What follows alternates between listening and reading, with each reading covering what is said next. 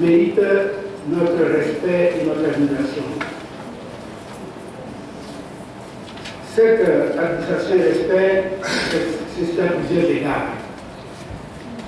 Nous avons eu l'occasion de voir la police travailler, surtout régulièrement au niveau de la route, et dans le service qui rend.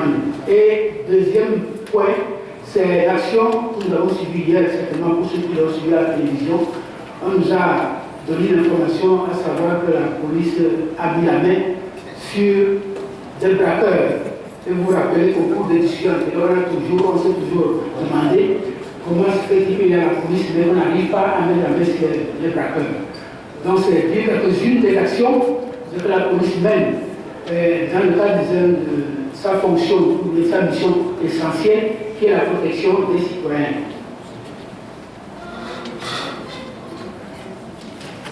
Mais globalement, il faut reconnaître que la police, malgré certaines défenses que nous arrivons à noter, fait un travail remarquable au regard de leurs conditions de travail, mises en parallèle avec les réalités du terrain aujourd'hui.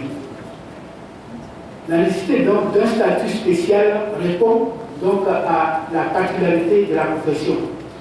Le dernier statut spécial de la police nationale date de 24 ans. Et en 24 ans, la société qu'elle a pour mission essentielle de protéger a beaucoup évolué, est devenue plus complexe et plus exigeante. En effet, actuellement, la police nationale togolaise est régie par la loi 91-14 du 9 juillet 1991 portant statut spécial des personnels de la police de la République togolaise et son décret d'application. Cependant, depuis les années 90, l'environnement politique, économique, social, culturel et technologique de la profession policière a sensiblement évolué. Il est évident que la loi numéro 91-14 du 9 juillet 1991 et ses décrets d'application ne sont plus adaptés aux réalités de la dite profession. Il est donc nécessaire de doter la police nationale d'un nouveau statut plus moderne qui, d'une part, la rapproche du niveau des polices des autres pays de la sous-région et d'autre part, lui permettre de faire face efficacement aux nouveaux défis de sécurité, notamment la criminalité transnationale organisée qui se pose en termes de terrorisme, de trafic de drogue, des armes, ainsi que des crimes économiques et financiers et de la cybercriminalité. Le présent projet de loi se démarque de la loi en vigueur par ses objectifs et ses innovations. Au titre des objectifs, il faut citer entre autres le renforcement des instruments juridiques de la police nationale, l'amélioration des conditions matérielles et morales de travail, ainsi que la restructuration des corps de fonctionnaires de police. Monsieur le Président, c'est toujours votre nom et politique ou c'est le rapport? Il établit par ailleurs un rapprochement organisationnel au niveau des forces de sécurité et renforce la discipline. Voilà, Madame la Présidente, en quelques mots, la substance du rapport que je vais laisser le premier rapporteur présenter, puis vous nous en donnez la permission. Je vous remercie.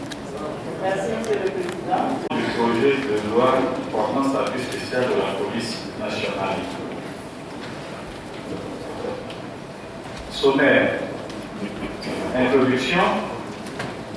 Présentation du projet de loi sur la forme, sur le fond, discussion en commission, débat général, études particulières, sur la forme, sur le fond, conclusion.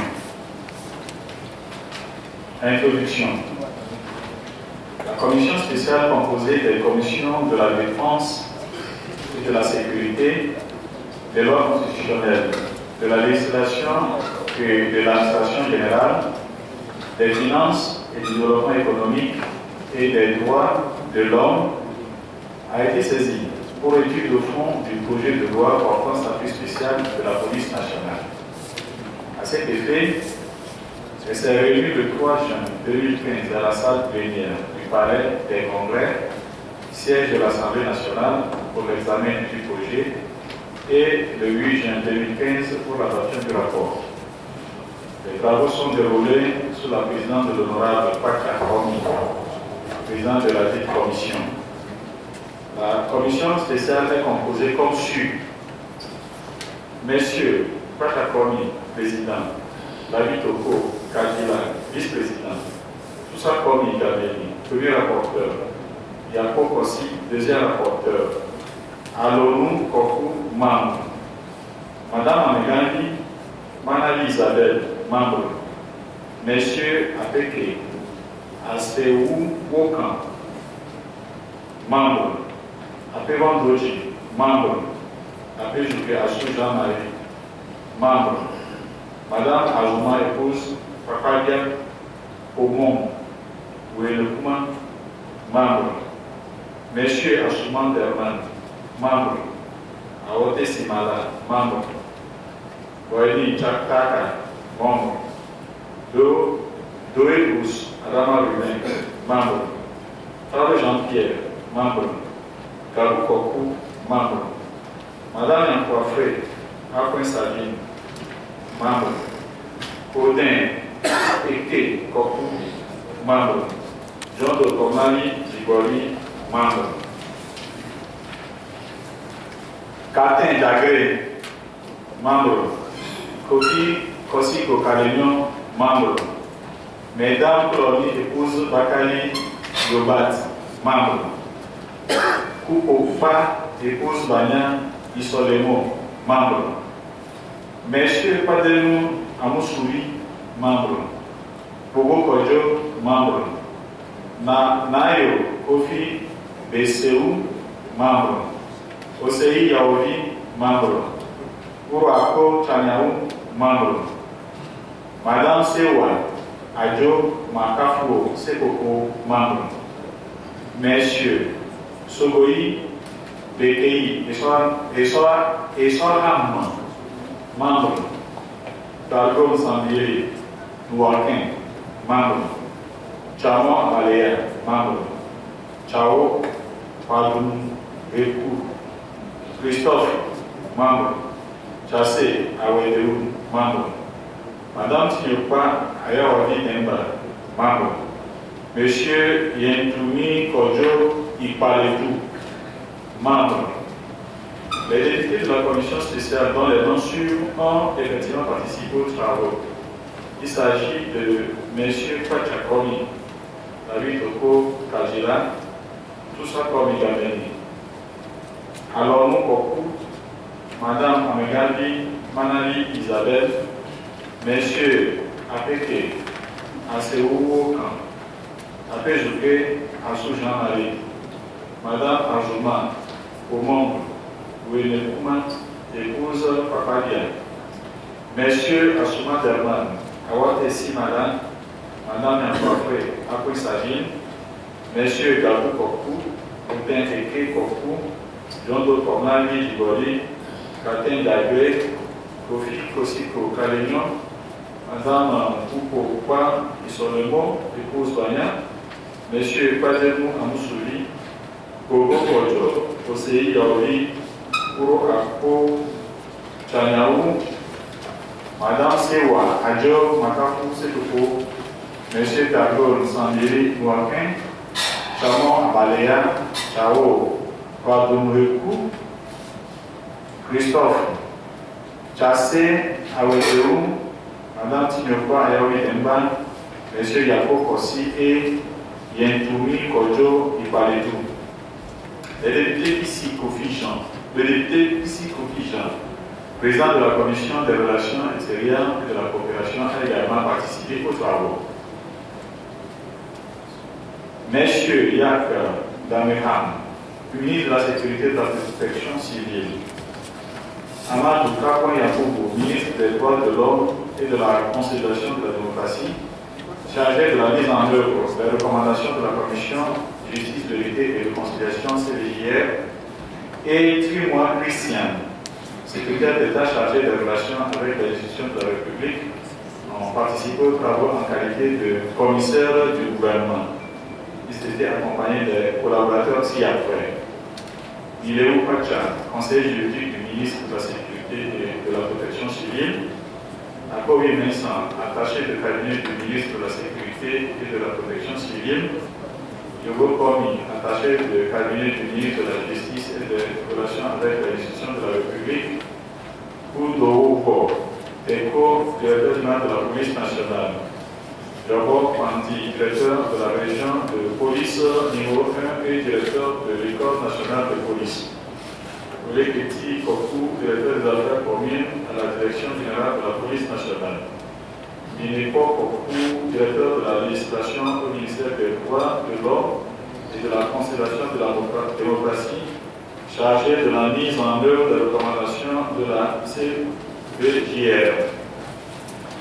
Madame Odo Apoin Leou, directrice de la prévention des conflits au ministère des droits de l'homme et de la conservation de la démocratie, chargée de la mise en œuvre des recommandations de la CVJR.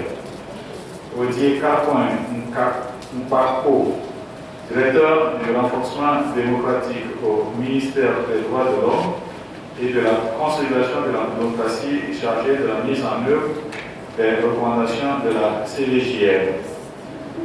Ndiambara Ndja Ouattara, directeur de relations avec les institutions de la République, au secrétariat d'État chargé des relations avec les institutions de la République. Nyanza Songoy, chef division des études au secrétariat d'État chargé des relations avec les institutions de la République. Bajassi Kwacha, chargé d'études au secrétariat d'État chargé des relations avec les institutions de la République. Le présent rapport s'attribue autour de 2 points. Grande présentation du projet de loi, grande discussion en commission. Grande présentation du projet de loi. Elle est faite tant sur la forme que sur le fond. Grande sur la forme. Le projet de loi portant statut spécial de la police nationale comporte 7 titres répartis en 20 chapitres et 116 articles. Le titre premier intitulé « Les discussions générales » comprend 16 articles regroupés en 4 chapitres. Le titre 2 porte sur la carrière des fonctionnaires de police et renferme 13 articles regroupés en 6 chapitres. Au titre 3, le titre 3 traite des droits et obligations des fonctionnaires de police et comporte 22 articles regroupés en 2 chapitres. Le titre 4 intitulé « De la discipline et des récompenses » contient 8 articles regroupés en 2 chapitres. Le titre 5 porte plutôt sur les positions et renferme 9 articles regroupés en 3 chapitres.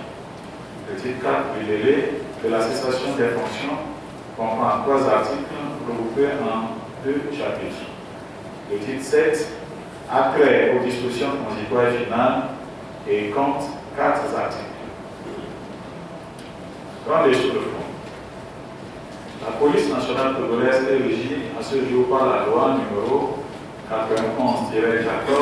du 9 juillet 1991 portant statut spécial des personnels de la police de la République togolaise et son décret d'application numéro 91-198 du 16 août 1991.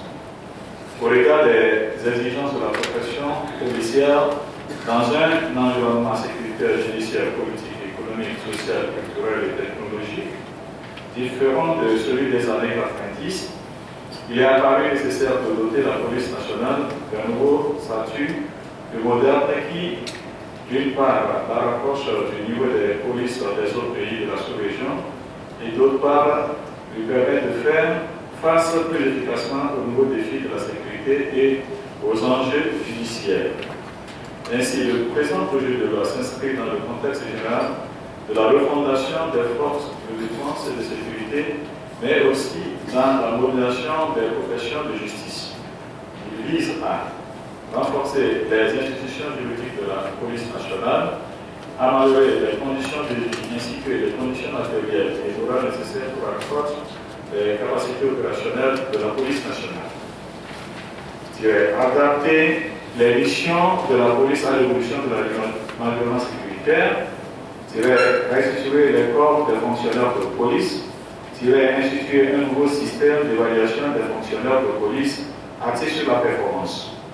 Au titre des innovations, le présent projet de loi crée, entre autres, un conseil consultatif de la fonction policière chargé de faire des propositions pour l'amélioration des conditions de vie et de travail des personnels de la police nationale.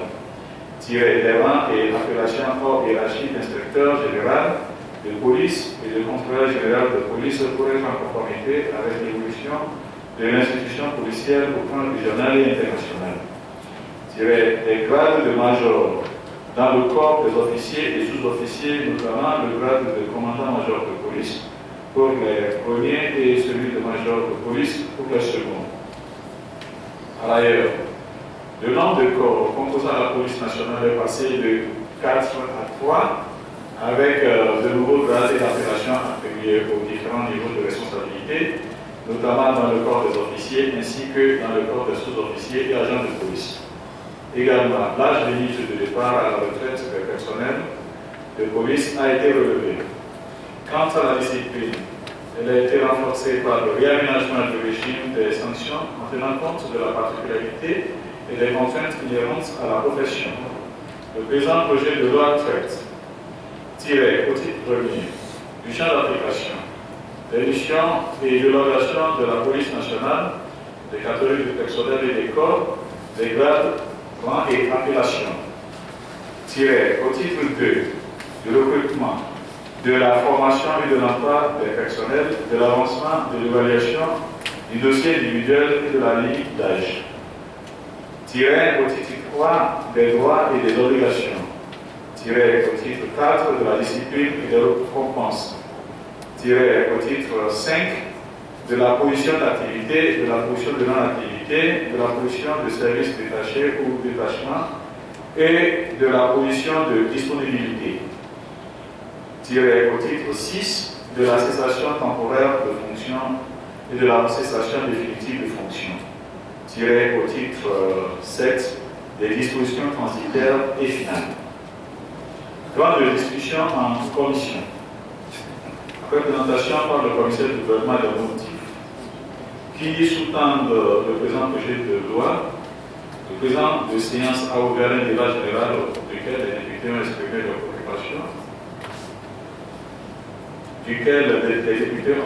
leurs préoccupations, auxquelles le commissaire du gouvernement a donné des réponses. Quant à débat général, préoccupation des députés et réponse du commissaire du gouvernement. Question 1. Quels sont les éléments qui permettent d'appréhender le caractère national de la police? Réponse. Le caractère national de la police togolaise s'apprécie à travers 3 éléments. Le recrutement qui se fait sur concours en respectant le principe constitutionnel de l'égalité de chance face à l'emploi. Sa composition dans laquelle toutes les préfectures et les différentes couches sociales sont représentées. La nature des missions et la présence effective de la police sur toute l'étendue du territoire. Question 2. Quelles sont les garanties de la non-instrumentalisation de la police par rapport à ce nouveau texte? Réponse. Le présent projet de loi portant statut spécial de la police nationale offre plusieurs garanties, entre autres le renforcement des sanctions disciplinaires contre les agents et les ICA, la création des postes de contrôleur général et d'inspecteur général de police et le professionnalisme dans l'exercice de la fonction. Question 3. Quelles sont les conditions de recrutement du personnel de la police nationale et quelle est l'autorité responsable de l'organisation du recrutement? Réponse. Le concours de recrutement dans les corps de la police nationale est ouvert aux candidats des 2 sexes remplissant les conditions suivantes. Être de nationalité togolaise, jouir de tous ses droits civiques et civils, satisfaire aux conditions d'aptitude physique, d'âge et de diplôme exigés, être de bonne moralité. Le recrutement du personnel de la police est organisé par le gouvernement à travers le ministère de la Sécurité et de la Protection civile en collaboration avec celui de la fonction publique. Question 4. Quelles sont les relations de commandement entre la police et la gendarmerie sur le terrain de maintien de l'ordre en cas de mission conjointe des deux forces? Réponse. Le gouvernement essaie le plus possible de faciliter la collaboration des deux forces. Lors d'une mission conjointe des forces de police et de gendarmerie, il n'existe donc pas de lien de subordination de l'une sur l'autre.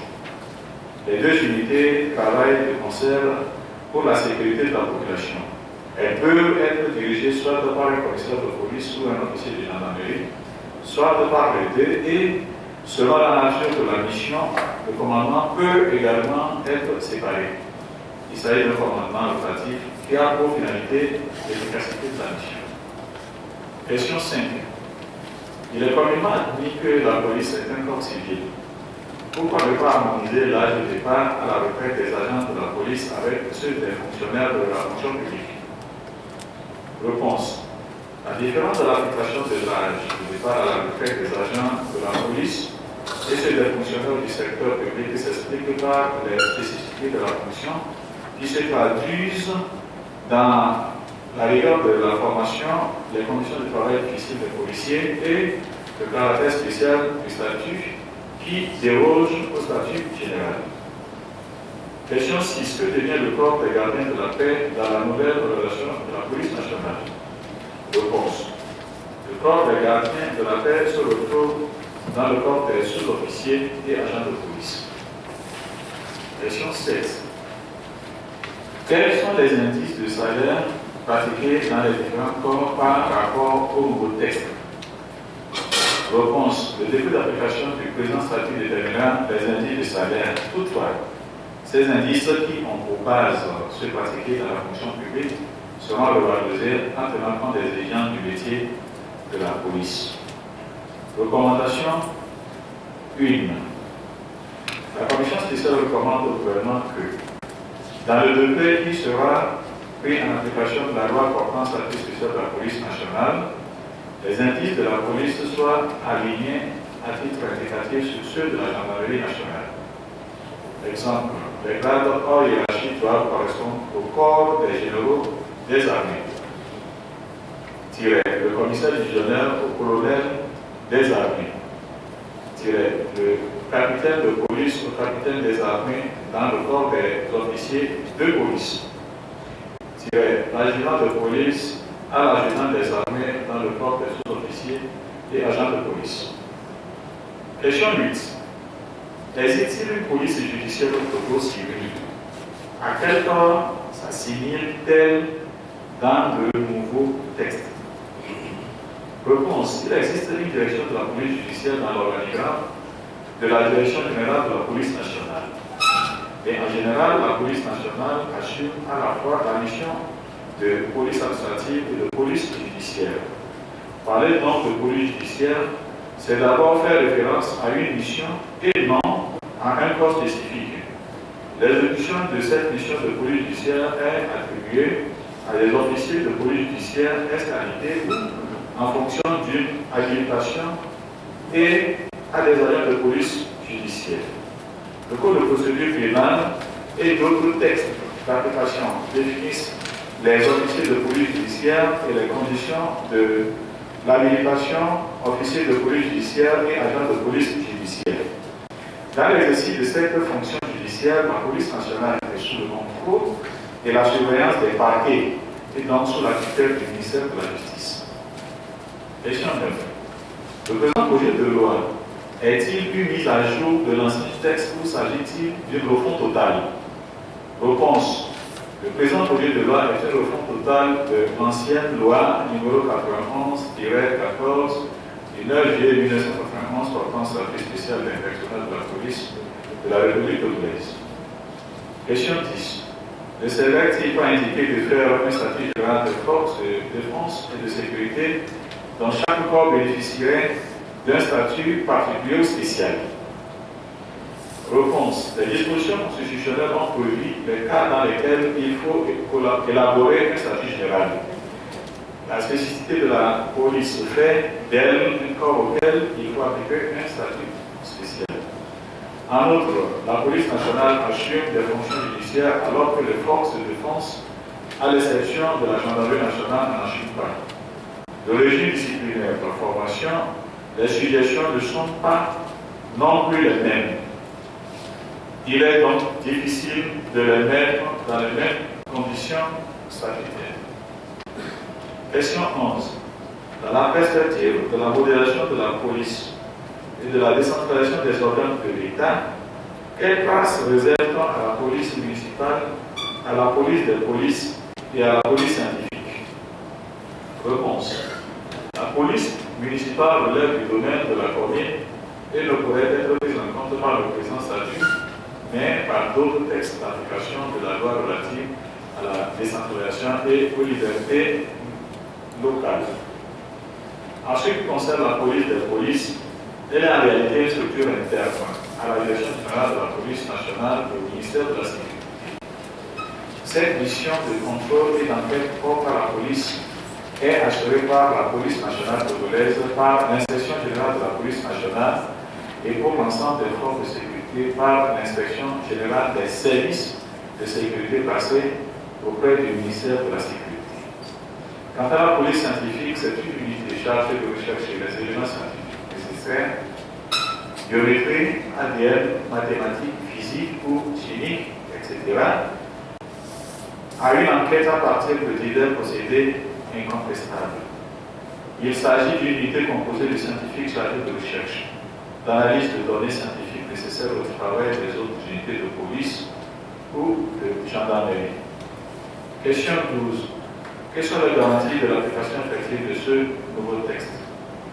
Réponse. Chaque citoyen togolais est appelé à contribuer à la mise en œuvre effective de ce nouveau texte, en commençant par les institutions de la République. Par ailleurs, le gouvernement prendra dans les délais raisonnables les mesures pratiques réglementaires et budgétaires. Question 13. Peut-on avoir la garantie qu'avec le vote de ce texte, les attentes des fonctionnaires de police pour l'amélioration de leurs conditions de vie seront comblées? Réponse. L'adoption de ce texte vise à améliorer les conditions de vie et de travail des fonctionnaires de police. Cette amélioration des conditions s'explique par des multiples innovations des textes, notamment l'évaluation de la grille indiciaire, la prise en charge des soins de santé pour le fonctionnaire de police, son conjoint et ses enfants, le relèvement de l'âge de départ à la retraite. Il a été élaboré de manière participative avec l'approbation des policiers eux-mêmes et correspond donc à leurs attentes. Question 14. Le renforcement de la discipline par les sanctions dont il est fait question dans ce nouveau texte peut-il effectivement mettre fin aux raquettes et aux autres tracasseries vis-à-vis des populations? Réponse. L'objectif du gouvernement, en améliorant les conditions de vie et de travail des fonctionnaires de police, vise à lutter contre les pratiques illégales de certains fonctionnaires de police. En outre, la redéfinition et la réorganisation du régime des sanctions permettant de réduire, voire éliminer ces pratiques. Mais il faut aussi accompagner la mise en œuvre de ce texte par des mesures opérationnelles de contrôle sur le poste de travail des agents. Les différentes inspections de police et de sécurité doivent être soutenues dans leurs moyens de contrôle pour donner plus d'efficacité à la dissuasion. Question 15. Quelles sont les dispositions prises par le gouvernement pour que l'impact financier de cette loi soit intégré dans le budget 2016 en termes de budget d'application? Réponse. La procédure budgétaire qui a commencé et les lettres de cadrage répercuteront une part de ces incidences financières, mais tout ne peut pas être pris en compte dans le budget 2016. La réalisation complète sera nécessaire, ce sera nécessairement progressif. Le ministère des Finances, le ministère de la Sécurité et celui de la Justice travaillent à ce sujet. Recommandation 2. La commission spéciale recommande que tous les aspects liés à l'amélioration des conditions de vie et de travail de la police nationale, tels que prévus par le nouveau statut, et les textes réglementaires d'application soient pris en compte dans le budget général de l'État, exercice 2016. Question 16. La question du germe est-elle prise en compte dans le recrutement des agents de police? Réponse, oui. Mais compte tenu de la spécificité de la fonction de police, les fonctionnaires de sexe masculin sont peu nombreux. Des efforts continus sont consentis dans la perspective d'améliorer progressivement le nombre de femmes. Question 17. Quel est aujourd'hui le quota de femmes au sein de la police nationale? Réponse. Actuellement, l'effectif des femmes dans la police nationale est d'environ 12% des effectifs total de la police nationale. On peut progressivement viser un objectif raisonnable de 30%.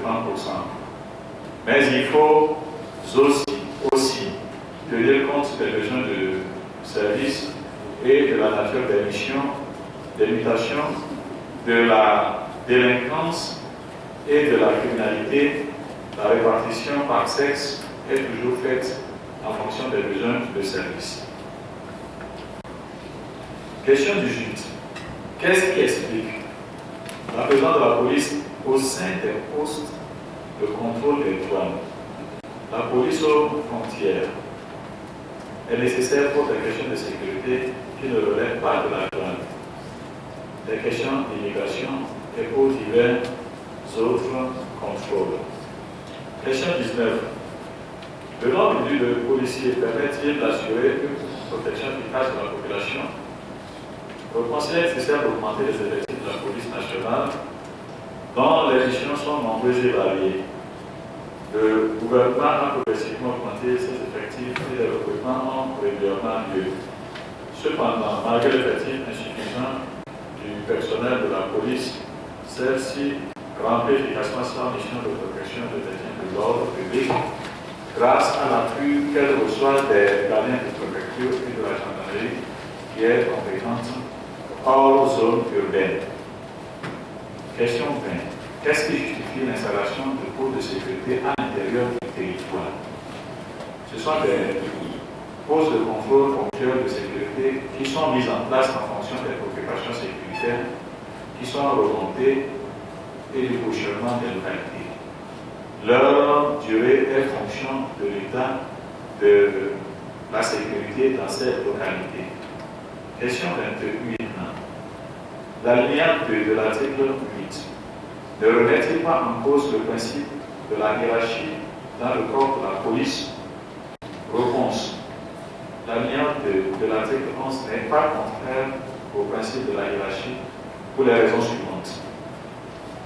Il s'agit d'une pratique courante dans ce corps. Il est important de codifier en l'insérant dans ce projet de loi.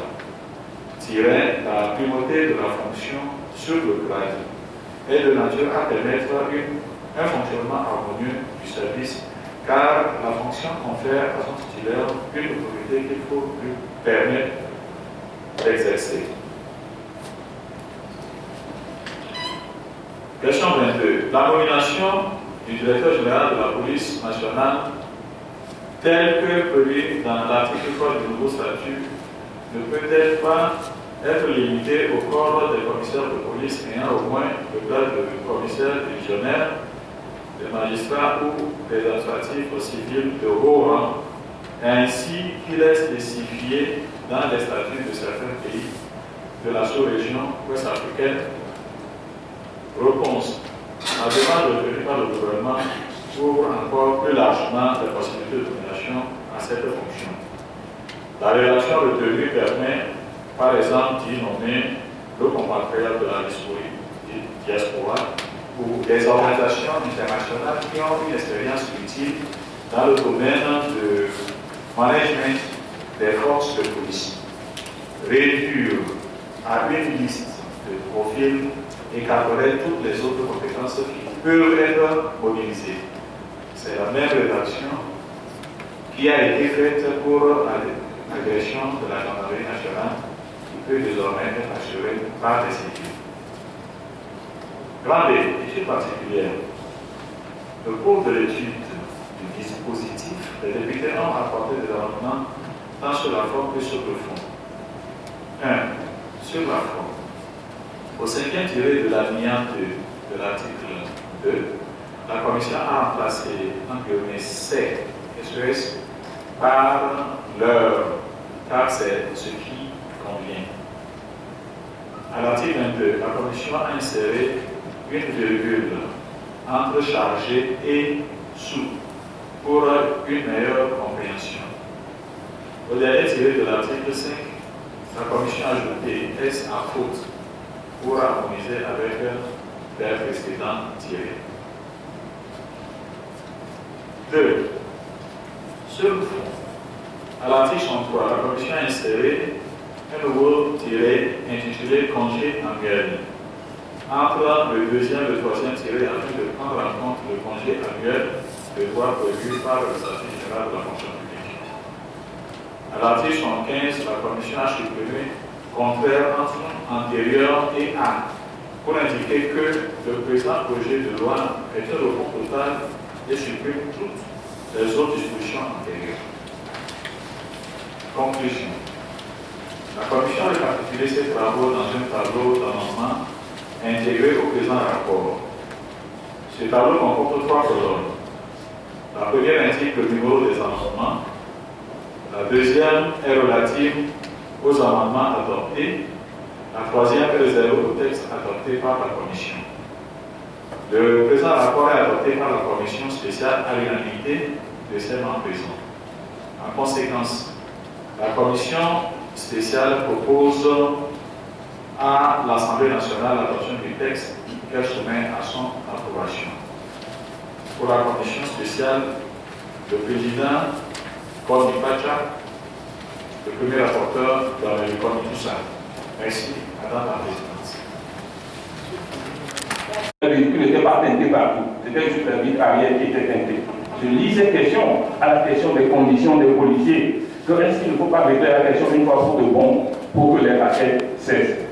Ma dernière question, Madame la Présidente, c'est la question des évolutions dans les grades. Ça aussi, ça n'a pas été réglé pendant la commission. Comment vont se faire les évolutions dans les grades? On sait que maintenant, vous avez stratifié, commissaire divisionnaire, etc., etc. Mais les policiers qui se plaignent, c'est ceux qui, peut-être, ont échoué au programme d'aller dans la police, mais sont restés dans les conditions, ils prennent 68 000 francs, 70 000 francs, jusque pendant 12 ans de travail, etc. Nous voudrions savoir comment vous stratifiez ça aujourd'hui, pour qu'on sache que même si la personne a une base, peut-être arrêtée en terminale avant d'entrer, il y a une possibilité qu'il évolue dans la fonction et qu'arrivé à un certain niveau, il puisse atteindre un niveau de salaire satisfaisant avant d'en sortir. Merci Madame la Présidente. Mes préoccupations ont été prises en compte par les autres députés, notamment M. Boissy. Je voudrais demander un petit renseignement. Moi, je voudrais savoir ce qui explique le nombre de policiers qu'on met à certains carrefours chez nous ici. Ce matin, en venant, j'ai pu compter quelque part autour d'un feu 6 policiers. 6, je dis bien. Alors, je voudrais savoir si c'est l'indiscipline des citoyens qui fait qu'on mobilise tant de force autour des feux, alors que le feu est fait normalement, il faut être respecté par l'automobiliste. Alors, quand vous allez dans les commissariats pour un service sur certains services, on a l'impression que les gens sont surbookés, les services sont vraiment débordés, donc ça veut dire qu'il n'y a pas assez d'argent, pardon. Mais quand vous êtes dehors, autour des feux, il y a un paquet de policiers. Est-ce que vraiment c'est le rôle de la police? La sécurité ne se trouve pas que au feu. Après, je m'interroge, j'en profite pour poser la question aujourd'hui. Merci, Madame la Présidente. La première question, c'est de Mme Boissy. Très bien. Ça ne répond pas très bien à la question qui est posée.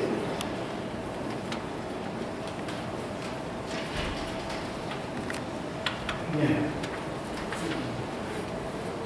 Nous avons, au cours des discussions, la réponse qui a été donnée, c'était de dire qu'effectivement, il y a aussi la Constitution qui en parle, qui parle de l'égalité des chances. Et même si vous vous rappelez, au cours de notre discussion sur la réforme, il y a mentionné aussi un article 38 qui peut aussi dire qu'il faut bien les partager également. Dans les emplois, c'est aussi une façon de respecter ces conditions d'égalité. Ça fait son d'égalité, il faut donner la chance à tout le monde de profiter des richesses de la nation. Et le recrutement, ça va partir aussi de cette nécessité de respecter la condition de savoir que tous les Togolais ont droit au travail, à l'emploi. Donc, on a fait référence à la question parce qu'effectivement, la Constitution prévoit qu'il faut donner à chaque Togolais la chance d'avoir accès à l'emploi. L'égalité des chances pour avoir l'emploi. Deuxième question, vous avez dit à la page 10.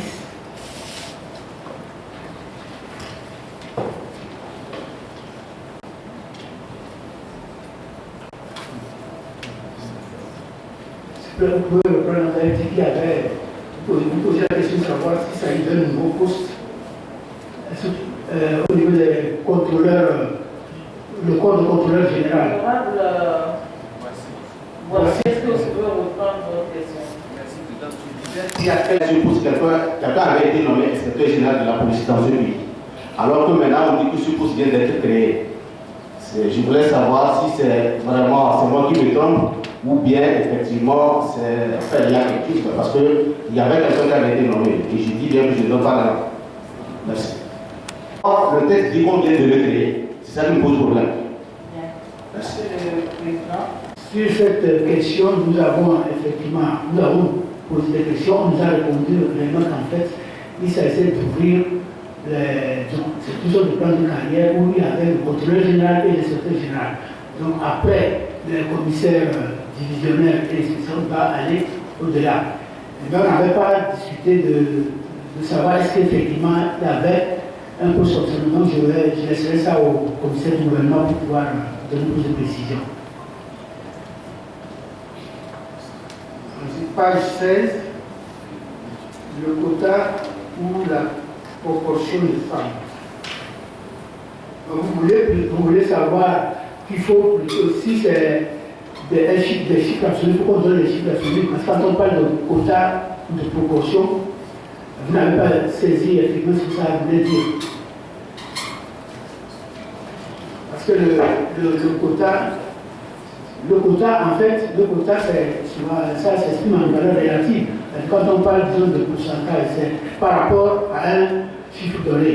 Donc maintenant, s'il y a des précisions sur la valeur absolue, je laisserai ça effectivement au commissaire de pour donner plus de précisions. Page 18.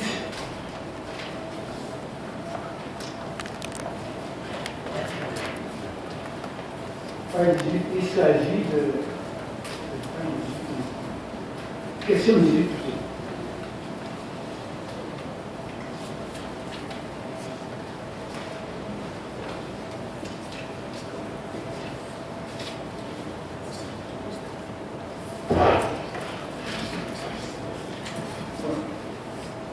Il s'agit de la présence de la police au sein des postes de contrôle de douane. Et vous avez dit qu'il y a, généralement c'est à la frontière, il y a des postes de contrôle où il y a les policiers, aussi bien que les douaniers. Maintenant, vous voulez savoir où est-ce que c'est situé, ce poste de contrôle-là. Parce que la réponse, elle dit ici, la police aux frontières est nécessaire pour des questions de sécurité qui ne relèvent pas de la douane. Des questions d'immigration et pour divers autres contrôles.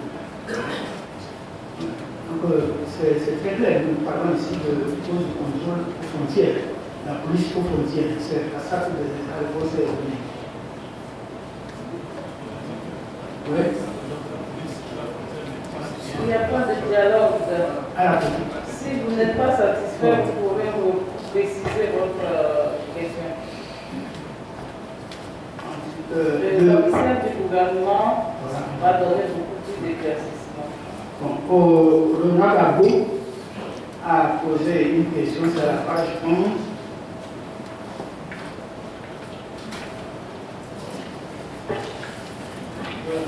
Vous demandiez que devient le corps des gardiens de la paix. Et si il s'agit des militaires ou des policiers.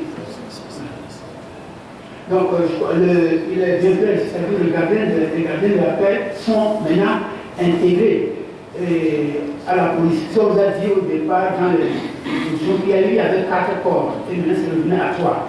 Mais les gardiens de la paix sont intégrés à la police.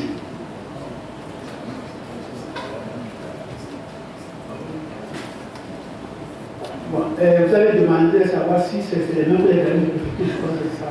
C'est les gardiens de préfecture qui sont appelés gardiens de la paix, et qui sont actuellement intégrés au corps de la police nationale. On a ici à une série de questions. D'abord, sur la première question, c'est le poste de contrôle de la Botrafo, où il voit qu'il y a des anomalies et il faudrait que les autorités de la sécurité puissent dire quelles dispositions elles prennent pour pouvoir régler ces anomalies-là. C'est une question que je laisserai à la commission du gouvernement. En ce qui concerne, il y a aussi la grille salariale et à laquelle il associe aussi des inhabilités des policiers. Effectivement, au cours de discussions, nous avons eu à demander si on n'avait pas associé, sinon annexé des documents qui attestent réellement de ce que, comment cette grille salariale est faite.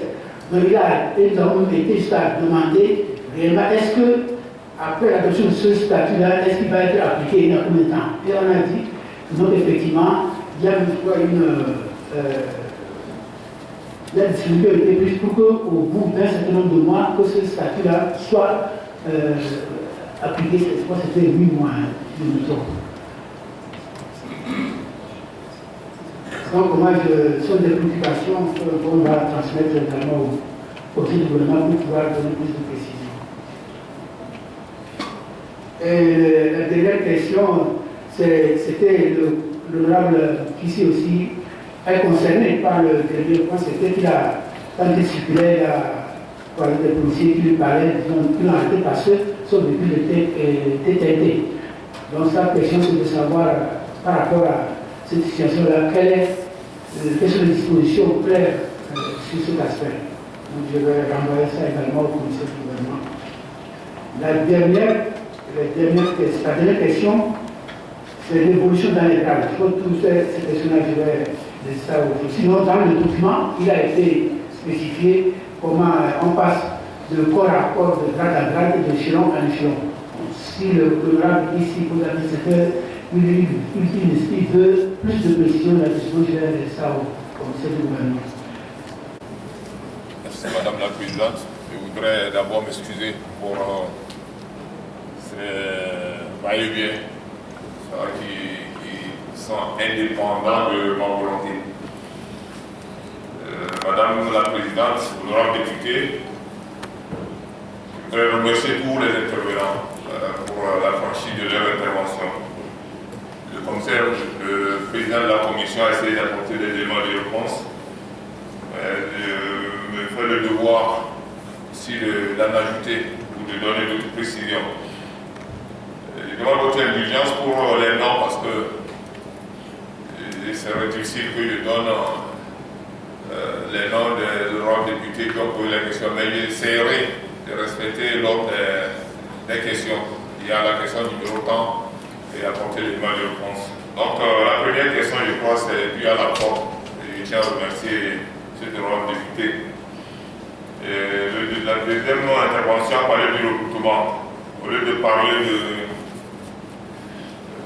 il a proposé plutôt la nationalité que de dire qu'on donne la chance égale à tout le monde. Mais nous pensons aussi que c'est vrai, la première condition pour le recrutement, c'est être de nationalité togolaise. Mais le caractère national de la police aussi est dû à l'admission dans cette institution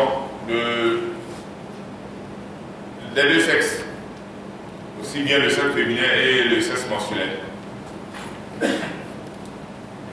Parlant de l'instrumentalisation, je crois que le honorable député a posé le problème de l'inspecteur général de police. L'inspecteur général qui est prévu dans le nouveau texte ici, c'est une promotion. C'est une promotion qui n'a jamais existé. Inspecteur contrôleur de police, c'est des promotions qui n'ont jamais existé. C'est des appellations hors rang. Alors qu'aujourd'hui, au sein du ministère de la Sécurité, vous avez un inspecteur des services de sécurité. Au sein de la direction de la police nationale, vous avez un inspecteur qui n'est qu'un chef de service. un chef de service. Alors que ce que nous avons prévu, ça serait une promotion. Si, comme on l'a dit dans le test, dans le rapport, inspecteur, contrôleur, c'est l'équivalence, si vous nous permettez, l'équivalent du grade de général au niveau des armées. Tandis que l'inspecteur des services de police, ça c'est une fonction, si c'est une promotion. Le chiffre des femmes, nous avons dit aujourd'hui, quand nous prenons l'effectif général de la police nationale, vous avez 12% de femmes. Et pour ne pas donner des erronées. Aujourd'hui, nous avons la police fait 3308. Et sur les 3308, vous avez 240 femmes. Ce qui représente à peu près 12% de l'effectif. Ce qui n'est pas négligeable. Et nous continuons à travailler pour relever un peu ce pourcentage. Parlant des postes de contrôle des douanes, vous avez ce que nous appelons la police des frontières. Il y a des endroits où la police est toute seule à un poste de police à la frontière. Vous avez aussi des endroits où c'est une structure de la douane, mais avec un appartement ou un compartiment pour la police. Donc chacune des institutions fait son travail. La police à la frontière, c'est contrôler l'entrée et la sortie des étrangers. Tandis que la douane, c'est s'occuper des marchandises et autres. Le troisième intervenant à la page 11, corps de la paix. Nous avons eu en 91, avec le recrutement du ex-ministre Massébé, le corps des gardiens de l'assurance du territoire, qui n'a rien à voir avec le corps des gardiens de la paix de la police. Bien sûr, les deux institutions dépendent du même ministère à l'époque, même aujourd'hui. Mais le corps des gardiens de préfecture, en 96, ça a été changé. Au lieu de gardien de surveillance du territoire, c'est devenu gardien de préfecture. Donc c'est un corps à part, une institution à part, qui n'a rien à voir avec la police nationale. Donc l'innovation au niveau de la police nationale, c'est qu'il doit plus exister le corps des gardiens de la paix. Nous aurons trois corps, le corps des sous-officiers, où vous aurez les gardiens de la paix, c'est-à-dire qu'ils sont en début de carrière. Mais le vrai corps, c'est les sous-officiers. Pour l'honorable, le quatrième intervenant, le poste de contrôle d'Algo-Drafort. C'est vrai que ça fait beaucoup de chicanes. On va avoir avec l'état-major général pour essayer d'aménager. La condition va s'améliorer, certes, ça c'est notre souci numéro un. Et je peux vous dire aujourd'hui que les décrets d'application sont déjà sur le bureau du secrétariat général du gouvernement. Ça va aller très vite. Ça va aller très vite. La grille indiciaire, aussi nous avons une motivation, c'est faire en sorte que nos policiers soient bien payés. Parce que s'ils sont bien payés, ça va nous mettre à l'abri de ce qu'on nous reproche, les comportements déplacés, les raquettes et autres, y compris les primes. Les primes, je prends la commission. Il était question qu'on ait un comité avec le ministère des Finances, le ministère de la fonction publique pour essayer de travailler. Les policiers auront les mêmes avantages prévus par le statut général de la fonction publique. Mais la spécificité sera en fonction de la particularité de la fonction policière. Ils auront, je dirais, un peu plus d'amélioration par rapport aux fonctionnaires qui n'est régi que par le statut général de la fonction publique. Pour le problème des véhicules traités, c'est vrai, depuis un moment, on constate dans notre pays la prolifération de voitures teintées. Et en matière de sécurité, ça nous pose pas mal de problèmes. Vous avez une voiture, ça pas qui est dedans. Donc le ministre des Transports et moi-même vont rédiger des tests réglementaires qui ne sont pas encore rendus publics. Mais ce que nous avons demandé aux agents, de commencer par sensibiliser les gens. Parce qu'il va y avoir les voitures teintées, bien sûr, mais sur autorisation. Vous vous avez une autorisation du ministère des Transports pour tenter votre voiture. En ce moment, on sait que M. XY a une voiture, telle marque, telle immatriculation qui est teintée. Il ne sera pas laissé à tout le monde de tenter parce qu'il faut des raisons valables pour pouvoir obtenir cette autorisation. Donc si les éléments peut-être vont un peu trop, je crois que bon, nous sommes des hommes et qui ne respectent pas les consignes données. Sinon, la base actuelle, c'est la sensibilisation. Quelqu'un arrive avec une voiture tentée, salut la personne, lui demander est-ce que vous avez, bon, d'ici peu, on va commencer par contrôler. Si vous voulez tenter votre voiture, faites la demande pour avoir l'autorisation. Évolution dans les grades. C'est vrai, ce problème est lié au niveau de l'organisation des stages de promotion. Lorsqu'on recrute, avant de permettre aux agents, aux fonctionnaires de police d'avoir une promotion, ils doivent effectuer un stage. Et l'une des conditions, c'est le diplôme que l'agent a présenté au recrutement. Seulement, ils sont en train de lancer un message pour l'organisation d'un stage. Donc, il y a des conditions. Quelqu'un qui vient avec le bac, c'est normal qu'il n'évolue pas de la même manière que quelqu'un qui est venu avec le BPC. Bon, il y a le travail, il y a aussi d'autres conditions qui entrent pour la promotion des fonctionnaires de police. Pour le dernier intervenant, on va parler du nombre de policiers au Carrefour. C'est vrai, il y a les faits, vous-même vous avez dit le comportement aujourd'hui de nos concitoyens.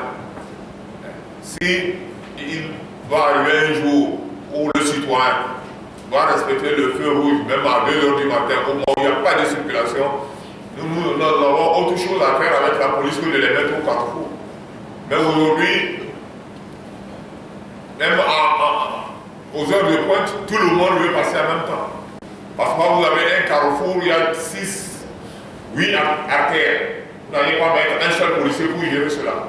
Et nous sommes aussi conscients qu'il y a d'autres domaines où on attend les policiers et qu'on n'arrive pas à envoyer suffisamment. Nous sommes conscients. Et nous pensons qu'il faut mettre l'effectif qu'il faut au niveau des carrefours pour gérer la circulation.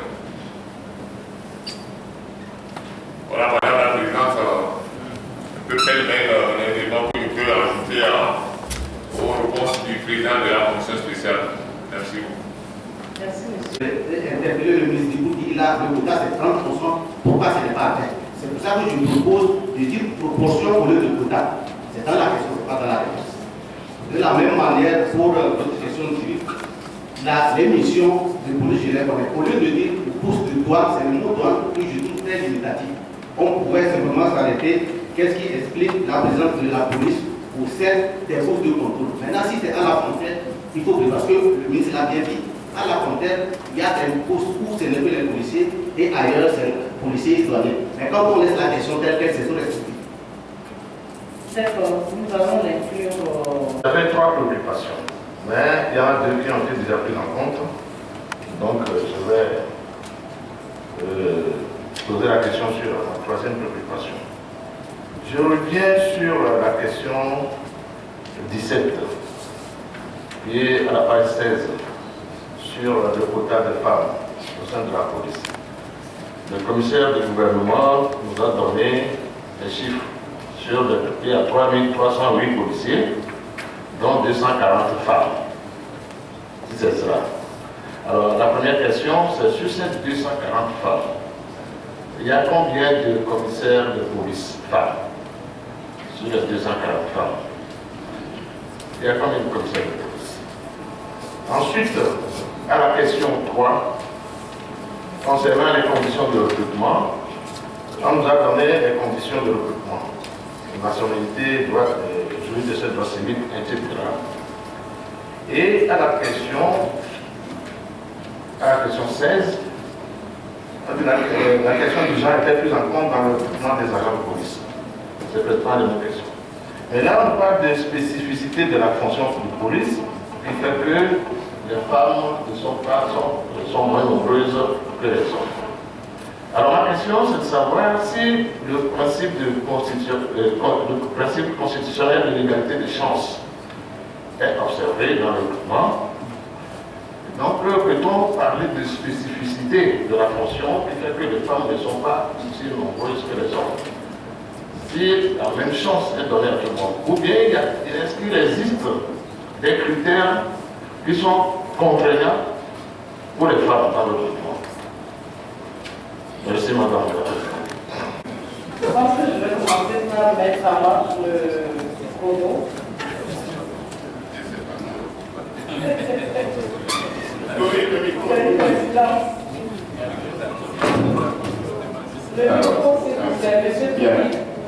Merci Madame la Présidente. Je crois que le vote de ce texte va permettre de régler un certain nombre de problèmes qui se posent aux agents de la police. Je me donne l'exemple de concours de recrutement qu'on fait au sein de la police. Et souvent, on exige un certain nombre de diplômes. Si c'est le BPC, il y a un certain nombre de gens qui ont le bac, mais qui passent le concours avec le BPC. Et jamais on ne leur considère le bac. Il évolue jusqu'à la fin avec le BPC avec lequel ils ont réussi au concours. Est-ce que, à partir du vote de ce texte, ces agents vont évoluer, on reconsidérera leur position pour leur considérer le diplôme supérieur dans la PCI? De la même manière, je prends l'exemple du concours de 2007. Et on avait exigé le BPC. Ceux qui ont réussi à ce concours sont payés sur la base des indices du CEPD.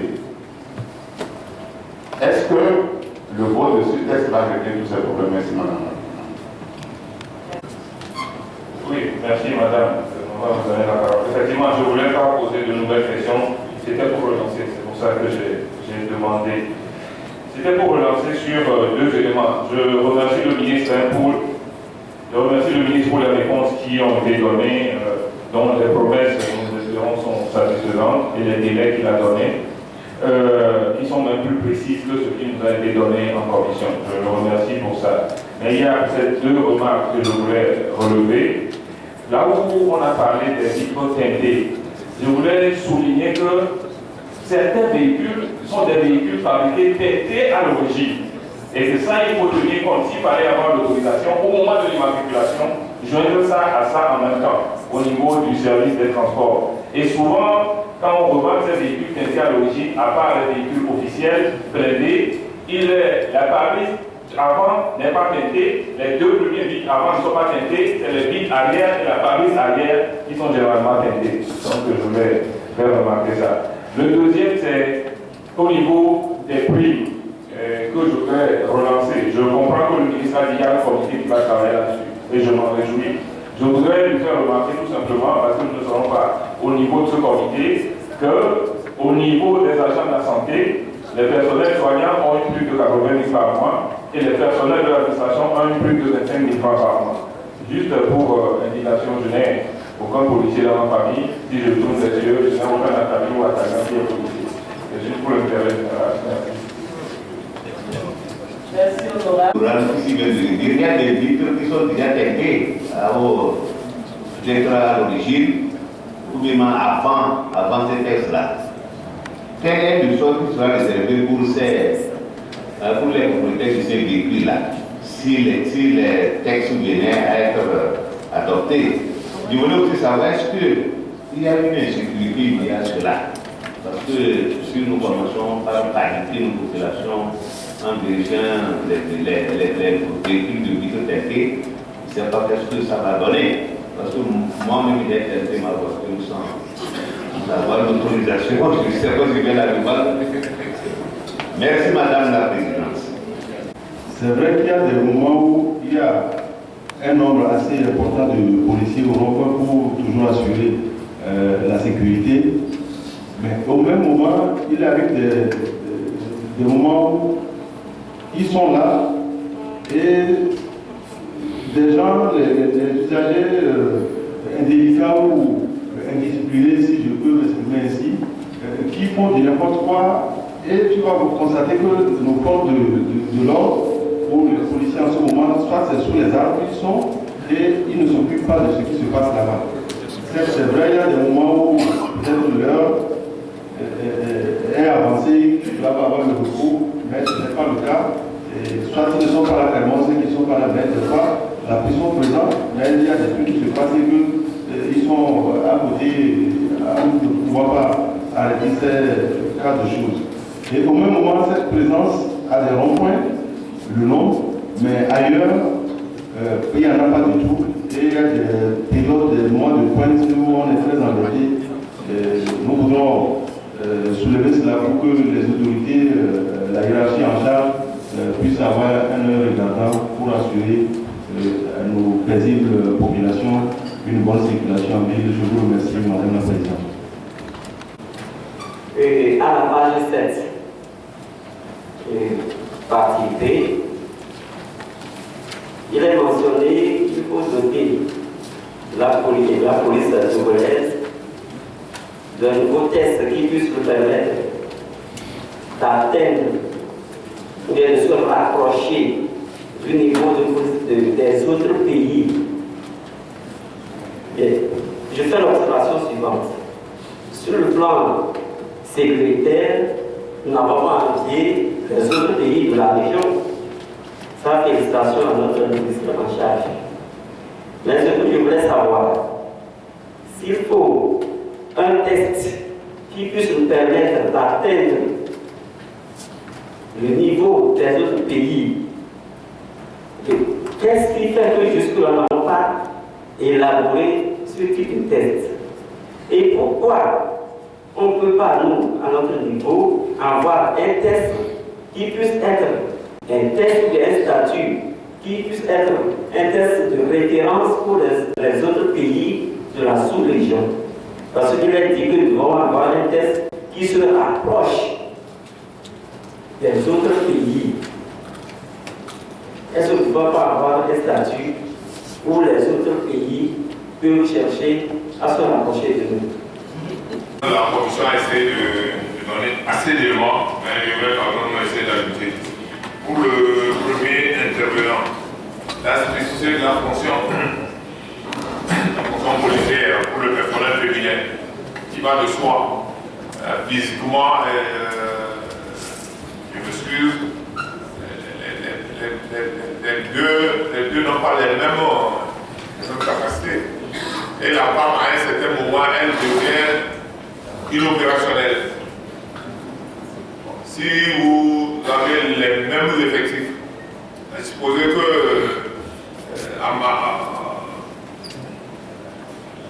les femmes se retrouvent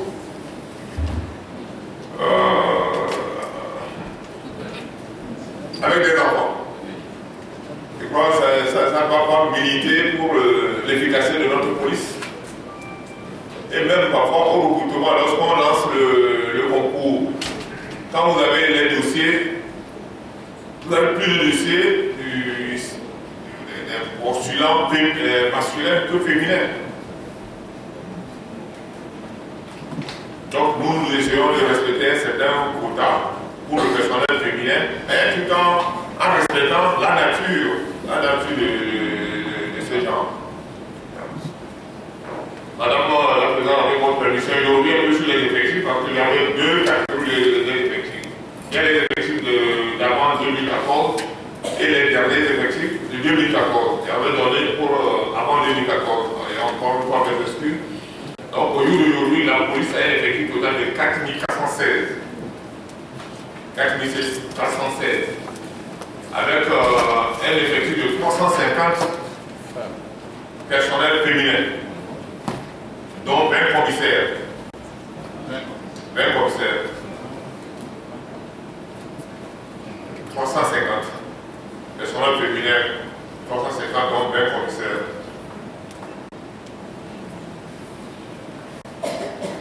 Le dernier intervenant pour le problème de concours. Souvent, il y a une certaine. Nous respectons la pyramide. Le sommet doit être effilé, la base là, ce qui est normal parce que les gardiens de la paix, c'est eux qui exécutent la grande partie du travail du policier. Donc, nous avons une base qui est large. Donc, au concours, on essaie de fixer des quotas. Et les candidats, parfois, pour se donner plus de chances, préfèrent passer dans la catégorie inférieure.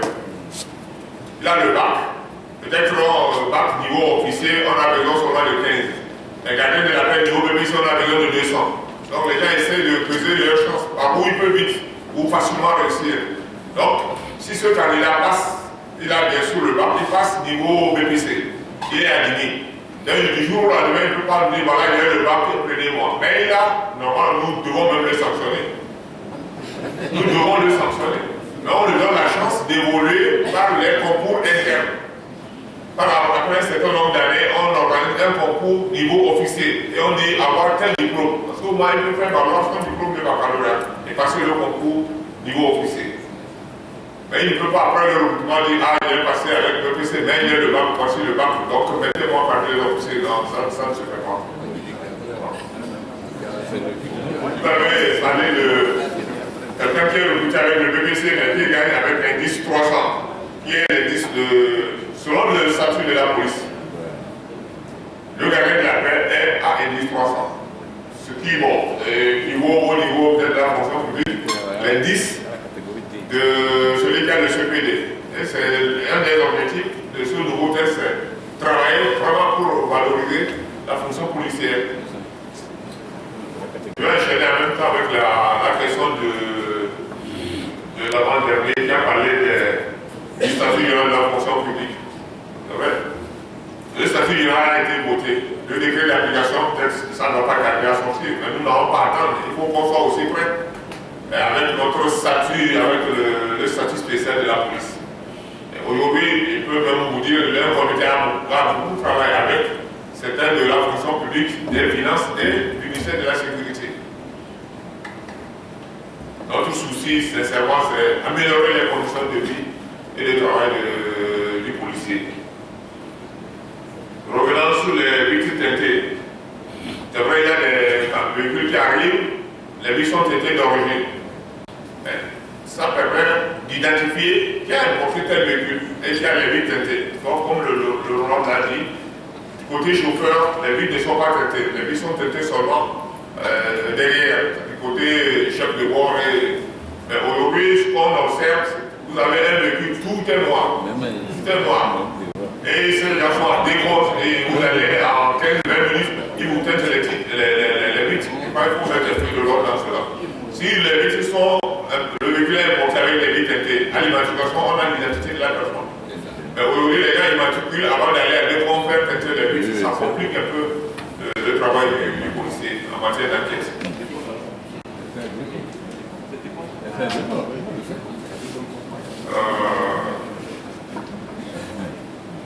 C'est vrai, le constat est vrai, exact. Il y a des moments où il y a des problèmes au carrefour, mais nos policiers sont sous les arbres. Il y a le directeur de la police qui est derrière moi, je crois qu'il a pris bonne route. On essaie de revoir la structure, surtout la chaîne de commandement, pour que le contrôle soit régulier, pour que s'ils sont au carrefour, qu'ils fassent le travail du carrefour.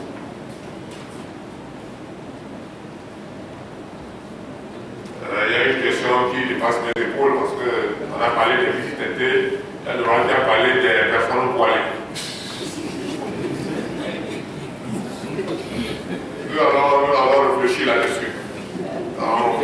Le moment venu, on vous donnera une réponse un peu judicieuse. Merci à de plus en plus, nous rencontrons des femmes au carrefour et à des postes de garder 20 commissaires, c'est pas mal. Nous les encourageons à faire davantage pour que les femmes puissent également s'épanouir dans ce sport. Merci encore, M. le ministre. Nous allons maintenant passer à l'étude particulière. Monsieur le président de la commission, vous avez la parole.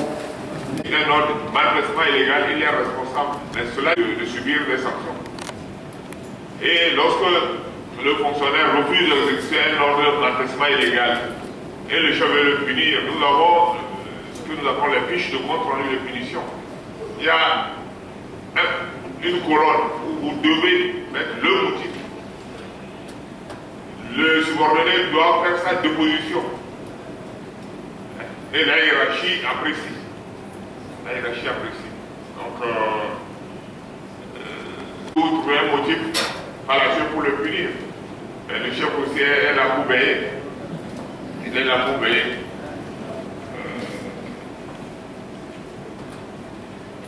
Au recrutement, on demande, lorsque vous voulez vous faire recruter dans un des corps, vous devez être célibataire.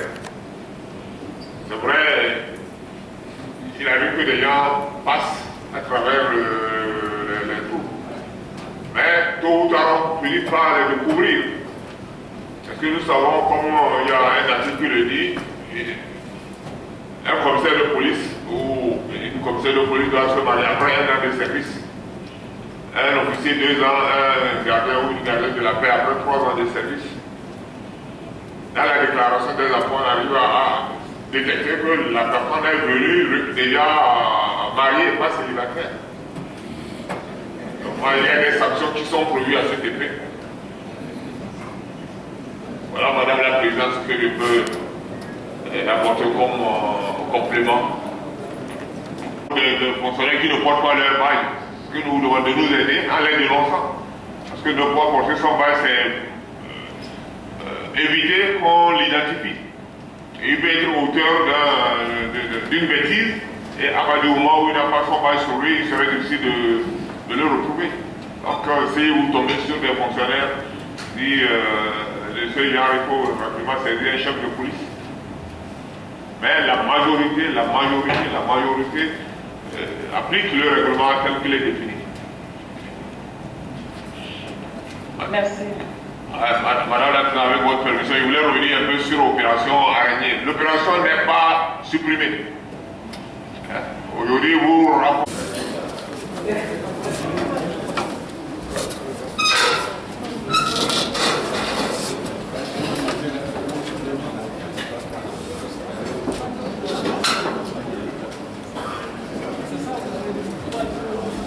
Les questeurs ne sont pas là.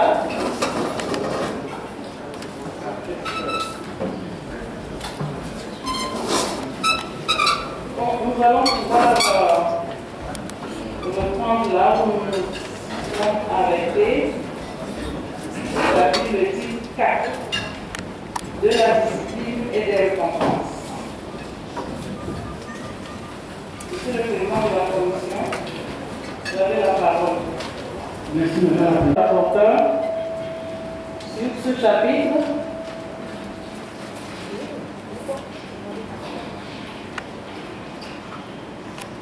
je ne vois pas de doigt. Je le mets. Les réactions ne sont plus. S'il vous plaît, madame. libres.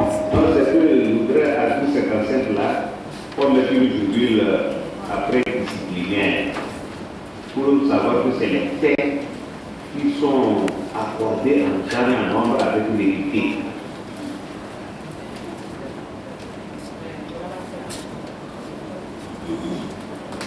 Merci. Samuel. Président, je vous remercie. C'est l'article 57. La Présidente, je vous remercie de m'avoir donné la parole parce qu'on craignait que nos collègues de l'ANC ne partent aussitôt après leur mot. Madame la Présidente de l'Assemblée nationale, Monsieur le commissaire du gouvernement, honorables députés, chers collègues, mesdames et messieurs, le gouvernement togolais poursuit inexorablement la mise en place des différentes réformes nécessaires au développement du pays et à l'amélioration des conditions de vie et de travail des couches socio-professionnelles. Donc, dans ce cadre, que le présent projet de loi portant statut spécial de la police nationale est soumis à l'Assemblée nationale.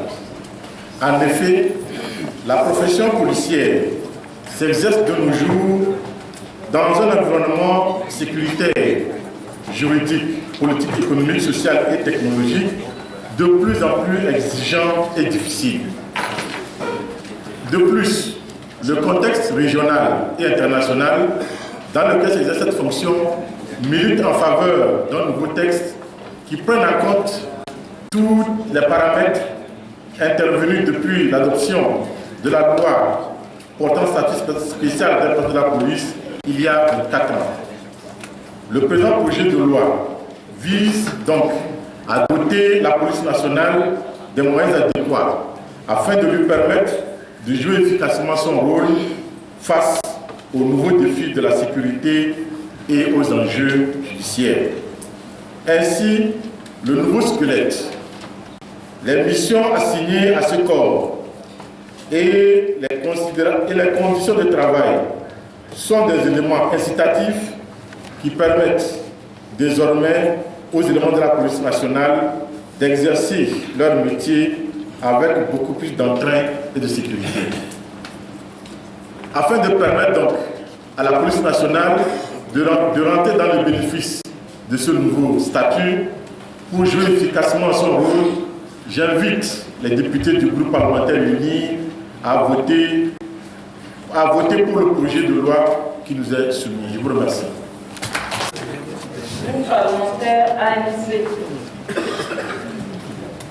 Madame la vice-présidente, monsieur le commissaire du gouvernement, honorables députés, mesdames, messieurs. Dans un monde en perpétuelle mutation, avec tous les avatars que cela entraîne, personne ne peut dénier l'importance de la police et sa nécessité face aux défis de sécurité faits de criminalité transnationale qui se posent en termes de terrorisme, de trafic de drogue, d'armes, de crimes économiques, financiers et de cybercriminalité. Face à ces fléaux qui menacent la sécurité des populations et de l'État, la loi portant statut spécial de la police nationale, tout en s'inscrivant dans un contexte général de refondation des forces de défense et de sécurité, vient à point nommé traduire la volonté du gouvernement de garantir la protection et la sécurité des populations.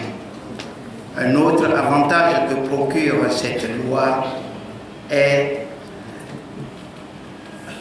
le renforcement des instruments juridiques de la police nationale et de l'amélioration des conditions matérielles et morales nécessaires pour accroître la capacité opérationnelle et surtout permettre de faire carrière en toute quiétude à la police. Si la perfection n'est pas de ce monde, cette loi a quelques insuffisances. Pour pallier les insuffisances qui subsistent dans cette loi, pour avoir un statut qui serait moins sujet à révision fréquente, nous recommandons au gouvernement que le décret qui sera pris en application de la loi soit automatique et que les indices de la police soient alignés sur ceux de la gendarmerie. Quant aux aspects relatifs à l'amélioration des conditions de vie et de travail de la police nationale, tels que prévus dans le nouveau statut, que les tests réglementaires d'application soient pris en compte dans le budget général de l'État, exercice 2016. Fort de tout cela, le groupe parlementaire ANC votera la loi portant statut spécial de la police nationale. Merci.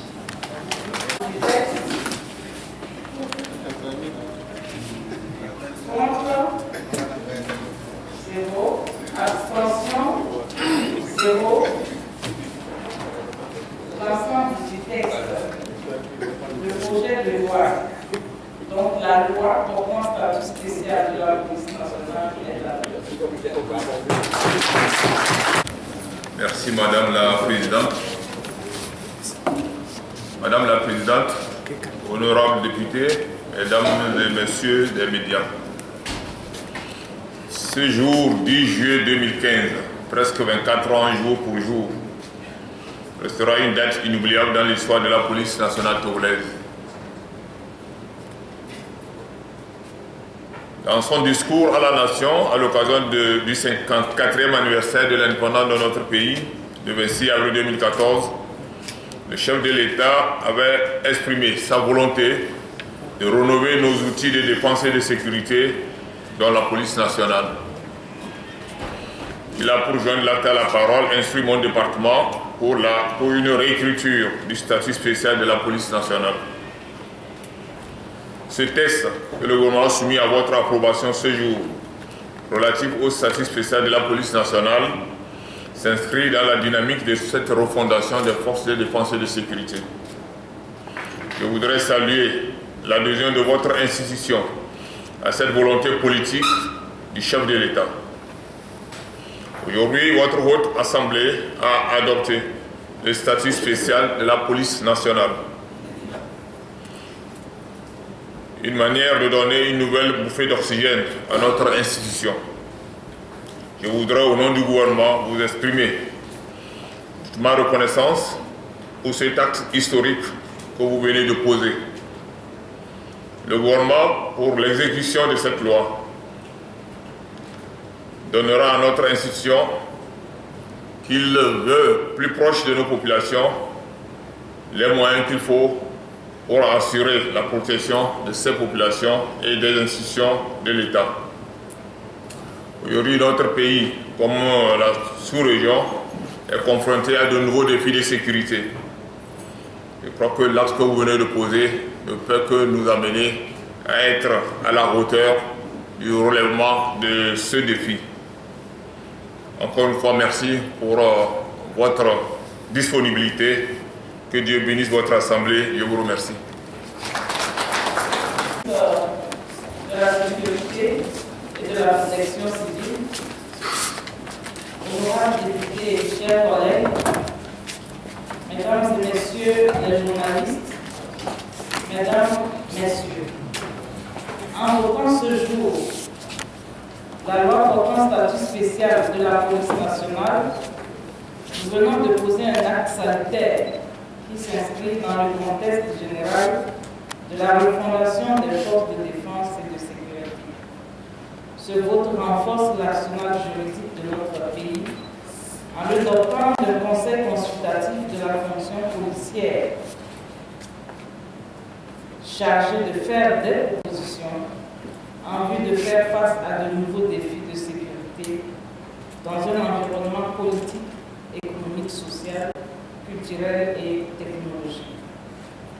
Un grand pas vient encore d'être fait vers l'égalité juridique parfaite entre les corps de défense et de sécurité, ce qui augure d'un rapprochement organisationnel au niveau des composantes des forces de sécurité, mieux disposées à assurer la gestion des personnels sur le terrain des opérations en vue d'offrir une sécurité optimale à l'ensemble de la population. C'est pourquoi nous remercions et félicitons tous ceux qui ont contribué, les commissaires du gouvernement et leurs collaborateurs, les présidents des commissions, les députés et les assistants parlementaires. Nous souhaitons vivement que toutes les dispositions pratiques et réglementaires soient prises par le gouvernement pour traduire dans les actes ce texte de loi qui vise à coup sûr l'amélioration des conditions de vie des personnels de la police nationale et partant le renforcement du dispositif sécuritaire en faveur de tous les Togolais, où qu'ils soient. Merci de votre attention.